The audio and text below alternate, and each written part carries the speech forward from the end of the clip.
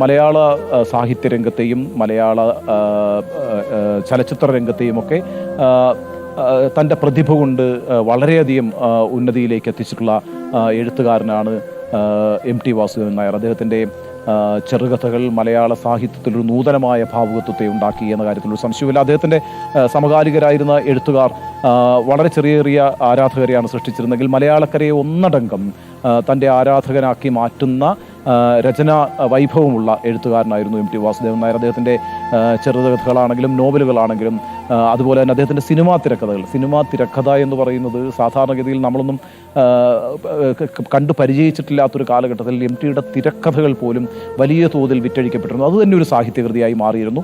ആ അർത്ഥത്തിൽ തിരക്കഥയെ പോലും ഒരു സാഹിത്യ കൃതിയാക്കി അവതരിപ്പിക്കുന്നതിനകത്ത് എം.ടി വഹിച്ചിട്ടുള്ളൊരു പങ്ക് വളരെ വലുതാണ്. അങ്ങനെ തൊട്ടതെല്ലാം പൊന്നാക്കിയ ഒരു എഴുത്തുകാരൻ നമുക്ക് പറയാം. അതുപോലെ തന്നെ പത്രാധിപർ എന്നുള്ള നിലയ്ക്ക് മാതൃഭൂമി ആഴ്ചപ്പതിപ്പിൻ്റെ പത്രാധിപരായിരുന്ന എം.ടിയുടെ കാലഘട്ടമുണ്ട്.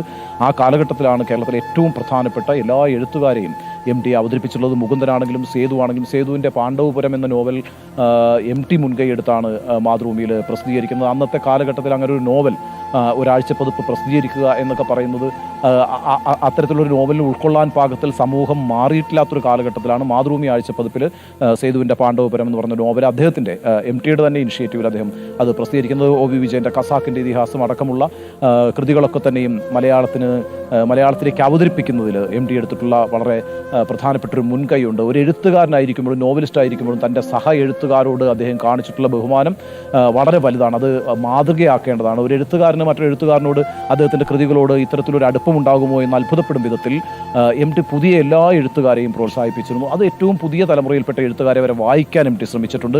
എം.ടിക്ക് നല്ലത് എന്ന് തോന്നിയിട്ടുള്ള എല്ലാ കാര്യങ്ങളും നല്ലത് എന്ന് വിളിച്ചു പറയാനുള്ള ഒരു ശക്തി എം.ടി കാണിച്ചിട്ടുണ്ട്.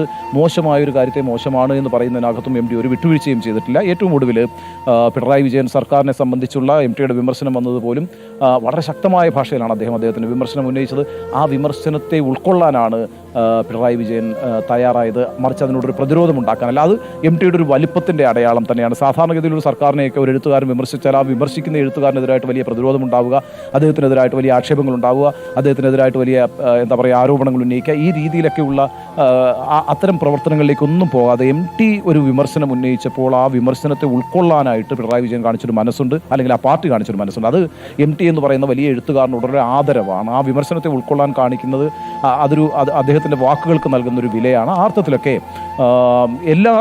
എല്ലാ മേഖലകളിലുള്ള മനുഷ്യർക്കും, അത് സാമൂഹ്യ പ്രവർത്തകരാകട്ടെ, രാഷ്ട്രീയ പ്രവർത്തകരാകട്ടെ, സാഹിത്യ പ്രവർത്തകരാകട്ടെ, ഏത് മേഖലകളിലുള്ള ആളുകളെ സംബന്ധിച്ചിടത്തോളം ബഹുമാന്യനായിട്ടുള്ള ഒരു വ്യക്തിത്വമായിരുന്നു എം.ടി വാസുദേവൻ നായരുടേത്. അതുകൊണ്ട് തന്നെ എം.ടിയുടെ ഈ വിയോഗം എന്ന് പറയുന്നത് മലയാളക്കരയെ ഒന്നടങ്കം വേദനിപ്പിക്കുന്ന വിയോഗമാണ്. അദ്ദേഹത്തിൻ്റെ ഓരോരോ സംഭാവനകൾ ഓരോരുത്തരായും ഏതൊരു മനുഷ്യനോട് എം.ടിയെക്കുറിച്ച് ചോദിച്ചാലും വ്യക്തിപരമായിട്ടാണ് എം.ടിയെക്കുറിച്ച് എല്ലാവരും സംസാരിക്കുക. അതായത് അദ്ദേഹം ഒരു വ്യക്തിപരമായ അനുഭവമാണ്. ഓരോ മലയാളിയെ സംബന്ധിച്ചിടത്തോളം അതൊരു വായനക്കാരനായിക്കോട്ടെ, ഒരു പ്രേക്ഷകനായിക്കോട്ടെ, അയാളെ സംബന്ധിച്ച് എം.ടി എന്ന് പറയുന്നത് വ്യക്തിപരമായിട്ടുള്ള ഒരു അനുഭവമാണ്.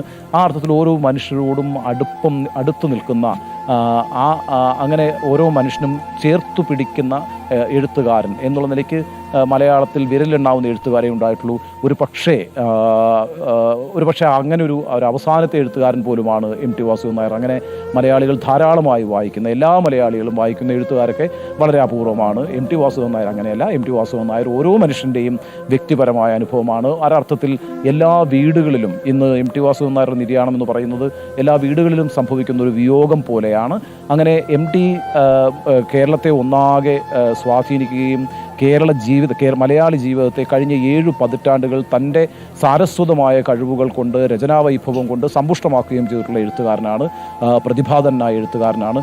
ഓരോ മലയാളിയെ സംബന്ധിച്ചിടത്തോളം അദ്ദേഹം വലിയ ഒരു ടവറിങ് പേഴ്സണാലിറ്റി നമ്മൾ പറയില്ല, ഗോപുരം പോലെ ഉയർന്നു നിൽക്കുന്ന ഒരു വ്യക്തിത്വമാണ്. അങ്ങനെ ഇന്നത്തെ ദിവസം എന്ന് പറയുന്നത് മലയാളിയെ സംബന്ധിച്ചിടത്തോളം, ഈ വർഷത്തും വിട പറയുമ്പോൾ മലയാളിയെ സംബന്ധിച്ചിടത്തോളം ഏറ്റവും ദുഃഖകരമായിട്ടുള്ള വാർത്തയോടുകൂടിയാണ് ഈ വർഷം അവസാനിക്കാൻ പോകുന്നത്.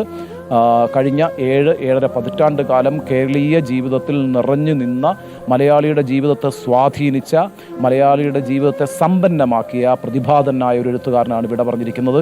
അദ്ദേഹത്തിൻ്റെ സംഭാവനകൾ വരും കാലങ്ങളിൽ നിശ്ചയമായും അടുത്ത തലമുറയിലും അതിൻ്റെ അടുത്ത തലമുറയിലും ഒക്കെ സ്വാധീനിക്കാൻ പോകുന്ന ഒരു പ്രതിഭയായിരിക്കും MT വാസുദേവൻ നായർ എന്ന കാര്യത്തിൽ തർക്കമില്ല. നമ്മൾ ജീവിക്കുന്ന കാലഘട്ടത്തിൽ തന്നെ അപ്രസക്തരായി പോകുന്ന ആളുകളാണ് ഭൂരിഭാഗം ആളുകളും. അവരുടെയൊക്കെ എഴുത്ത് ജീവിതവും വളരെ പെട്ടെന്ന് തന്നെ അപ്രസക്തമായി പോയിട്ടുണ്ട്. എന്നാൽ MT വാസുദേവൻ നായർ എന്ന എഴുത്തുകാരൻ അടുത്ത 2 തലമുറയെങ്കിലും കുറഞ്ഞപക്ഷം സ്വാധീനിക്കുമെന്ന കാര്യത്തിൽ ഒരു സംശയവും വേണ്ട. കാരണം അദ്ദേഹം എഴുതിയ കാലഘട്ടത്തിൽ ആ തലമുറയെ ഒന്നടങ്കം സ്വാധീനിച്ചിട്ടുണ്ട്. അദ്ദേഹത്തിൻ്റെ പിന്നാലെ വന്നവരെ അദ്ദേഹം സ്വാധീനിച്ചിട്ടുണ്ട്. ഇനി വരാനിരിക്കുന്നവരെയും സ്വാധീനിക്കാൻ പോകുന്ന കരുത്തുള്ള പ്രതിഭാതനായ ഒരു എഴുത്തുകാരനെയാണ് നമുക്ക് നഷ്ടമായിരിക്കുന്നത്. MT വാസുദേവൻ നായർ എന്ന് പറഞ്ഞാൽ ഓരോ മലയാളിയെ സംബന്ധിച്ചിടത്തോളം മലയാളം എന്ന് തന്നെയാണ് അർത്ഥം. MT എന്ന 2 അക്ഷരം യഥാർത്ഥത്തിൽ മലയാളം, മലയാളി എന്നതിൻ്റെ പര്യായമായി മാറിയിട്ടുണ്ട്.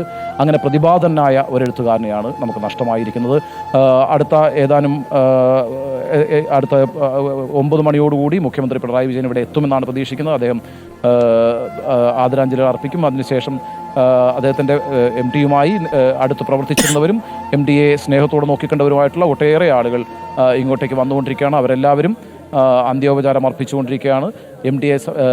MT എത്രയോ കാലമായി ജീവിക്കുന്ന കോഴിക്കോട് നഗരത്തിലെ സിതാര എന്ന വീട്ടിലേക്ക് ആയിരക്കണക്കിന് ആളുകൾ ഒഴുകിയെത്തും അടുത്ത മണിക്കൂറുകളിൽ എന്ന കാര്യത്തിലൊരു സംശയവുമില്ല. കേരളത്തിൻ്റെ ഏത് സ്ഥലത്ത് ജീവിക്കുന്ന ഒരാൾക്കും MTയെ ഇഷ്ടപ്പെടുന്ന ഏതൊരാൾക്കും അവസാനം ആയിട്ട് അന്തിമോപചാരം അർപ്പിക്കാൻ വേണ്ടിയിട്ട് ഇവിടെ എത്തിച്ചേരാനുള്ള ആഗ്രഹമുള്ള അനേകായിരങ്ങൾ കേരളത്തിലുണ്ട്. അതുകൊണ്ട് തന്നെ ഇങ്ങോട്ടേക്ക് വലിയ എല്ലാവർക്കും വരാൻ കഴിയും പാകത്തിലൊക്കെ തന്നെയുള്ള സൗകര്യങ്ങളാണ് ഏർപ്പെടുത്തിയിരിക്കുന്നത്. ശ്രുതി.